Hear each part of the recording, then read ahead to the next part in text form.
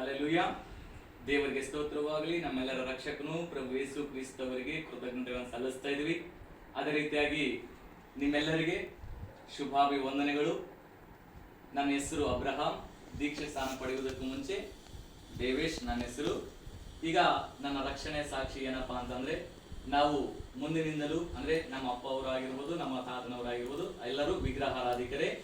ಆದರೆ ದೇವರ ಕೃಪೆಯಿಂದ ಮತ್ತೆ ನಮ್ಮ ದೊಡ್ಡಮ್ಮ ಅವರ ಪ್ರಾರ್ಥನೆಯಿಂದ ಕಣ್ಣೀರಿನ ಪ್ರಾರ್ಥನೆಯ ಪ್ರತಿಫಲ, ಅದೇ ರೀತಿಯಾಗಿ ಸೇವಕರಾದಂತಹ ಎಲಿಸಬೆತ್ ಅಮ್ಮ ಅವರ ಸುವಾರ್ತೆಯ ಕೇಳಿ ದೇವರನ್ನು ನಂಬಿಕೊಂಡು ದೀಕ್ಷಾ ಸ್ಥಾನವನ್ನು ಅಂದ್ರೆ ಮಾರು ಮನಸ್ಸನ್ನು ನಾನು ಪಡೆದುಕೊಳ್ಳುವುದಕ್ಕೆ ಮುಖ್ಯ ಕಾರಣ ಇದು. ಅದೇ ರೀತಿಯಾಗಿ ಅಲ್ಲಿ ಸತ್ಯ ಸುವಾರ್ತೆಯನ್ನು ತಿಳಿದುಕೊಂಡ ನಂತರ ಆ ಸೇವಕರ ಜೊತೆಗೆ ತಿರುಗಾಡಿ ಪರಿಚರ್ಯ ಮಾಡಿ ಇವೆಲ್ಲವೂ ಆದ ನಂತರ ನಾನು ರಕ್ಷಣೆ ಹೊಂದಿದ್ದು 1ನೇ ತಾರೀಕು 1ನೇ ತಿಂಗಳು 2015ನೇ ಇಸ್ವಿಯಲ್ಲಿ. ಅಲ್ಲೆಯಿಂದ ನಾನು ಮತ್ತೆ ನಮ್ಮ ಸ್ವಗ್ರಾಮದ ಸಂಜೀವರಾಯನ ಕೋಟೆಗೆ ನಾನು ಮತ್ತೆ ಹಿಂತಿರುಗಿ ಬಂದಾಗ 2020ರಲ್ಲಿ ನಾನು ನಮ್ಮ ಸ್ವಗ್ರಾಮಕ್ಕೆ ನಾನು ಹಿಂತಿರುಗಿ ಬಂದಿದ್ದೀನಿ. ಅದಾದ ಮೇಲೆ ಮತ್ತೆ ದೈವ ಜನರು ನಾಮದೇವಯ್ಯ ಗಾರು, ಅದೇ ರೀತಿ ಪುಷ್ಪಲತಮ್ಮ ಗಾರು ಅವರ ಸೇವಾ ಪ್ರತಿಫಲವಾಗಿ ನಮ್ಮ ಸಂಜೀವರಾಯನ ಕೋಟೆಯಲ್ಲಿ AGM ಪ್ರಾರ್ಥನಾ ಮಂದಿರ ಅಲ್ಲಿ ಪ್ರಾರಂಭವಾಗಿತ್ತು. ಆಮೇಲೆ ನಾವು ಕ್ರಮಕ್ರಮವಾಗಿ ಮಂದಿರಕ್ಕೆ ಹೋಗುವುದಕ್ಕೆ ನಾವು ಪ್ರಾರಂಭ ಮಾಡಿದ್ವಿ. ಪ್ರಾರಂಭ ಮಾಡಿದಾಗ ನನ್ನ ನೋಡಿದಂತಹ ಆತ್ಮೀಯ ಸಹೋದರರಾದ ರಾಜ ಪಾಲಾಕ್ಷಿ ಇವರು ನನ್ನನ್ನು ಕಂಡು, ಅಣ್ಣ ನೀವು ಇಲ್ಲೇ ಇದ್ರೆ ಚೆನ್ನಾಗಿರುತ್ತೆ, ನಮ್ಗೆ ಸಹಾಯಕಾರಿಯಾಗಿ ಇರ್ಬೇಕಂತೇಳಿ ಅಂದಾಗ, ಸರಿ ದೇವರ ಚಿತ್ತ ದೇವರ ಕೃಪೆ ಆದ್ರೆ ಇರ್ತೀನಿ ಅಂತ ಹೇಳಿದ್ರು. ನಮಗೂ ಹೇಳಿದ್ದಲ್ಲೇ ದೈವ ಜನರಾದ ನಾಮದೇವಯ್ಯ ಗಾರಿಗೆ, ಪುಷ್ಪಲತಮ್ಮ ಗಾರಿಗೆ ಅವರಿಗೆ ವಿಷಯವನ್ನು ತಿಳಿಸಿದ್ರು.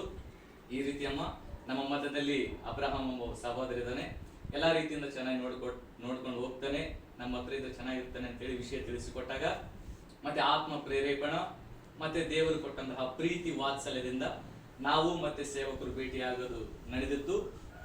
ನಡೆದಾದ್ಮೇಲೆ ಅವರು ಕೂಡ ನನ್ನನ್ನು ಪರೀಕ್ಷೆ ಮಾಡಿ ನೋಡಿ ಎಲ್ಲಾ ರೀತಿಯಿಂದ ಹಾಡುಗಳು ಹೇಳೋದಾಗ್ಲಿ, ಇಲ್ಲ ಸೇವೆಯಲ್ಲಿ ಇದ್ದಂತಹ ಆಸಕ್ತಿ, ಇವುಗಳೆಲ್ಲವನ್ನು ಕಂಡು ಇವುಗಳೆಲ್ಲದಕ್ಕಿಂತ ಮುಖ್ಯವಾಗಿ ಸೇವಕರು ಮುಖ್ಯವಾಗಿ ಗಮನಿಸೋದೇನಪ್ಪಾ ಅಂದ್ರೆ, ಸೇವೆಯಲ್ಲಿ ನಮ್ಮಕತ್ವ, ಆಸಕ್ತಿ, ದೇವರ ಮೇಲೆ ನಂಬಿಕೆ, ವಿಶ್ವಾಸ, ಇವುಗಳೆಲ್ಲವೂ ದೇವರ ಕೃಪೆಯಿಂದ ದರ್ಶನ ಮುಖಾಂತರವಾಗಿ ಅವರಿಗೆ ತೋರಿಸಿದ್ದಾರೆ.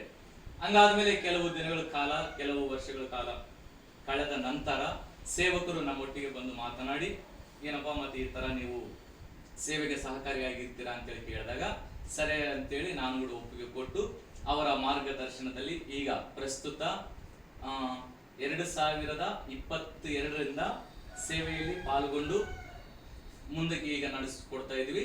ಇದಕ್ಕೆಲ್ಲ ಮುಖ್ಯ ಕಾರಣ ಏನಂದ್ರೆ, ನಮ್ಮ ಆತ್ಮೀಯರು ರಾಜಣ್ಣ ಮತ್ತೆ ಪಾಲಾಕ್ಷಿ ಅವರಿಂದ ನನ್ನ ವಿಷಯ ಬಗ್ಗೆ, ನನ್ನ ಬಗ್ಗೆ ದೈವ ಸೇವಕರಿಗೆ ತಿಳಿಸುವುದಾಗಿ, ಆಮೇಲೆ ಅವರೆಲ್ಲರೂ ಈ ರೀತಿಯಾಗಿ ನನಗೆ ಸಹಕಾರಿಯಾಗಿದ್ದು, ಈಗ ಅವರ ಸಭೆಯಲ್ಲಿ ಸೇವಕನಾಗಿ ದೇವರ ಕೆಲಸವನ್ನು ನಾನೀಗ ಮಾಡ್ತಾ ಇದ್ದೀನಿ. Hallelujah, amen.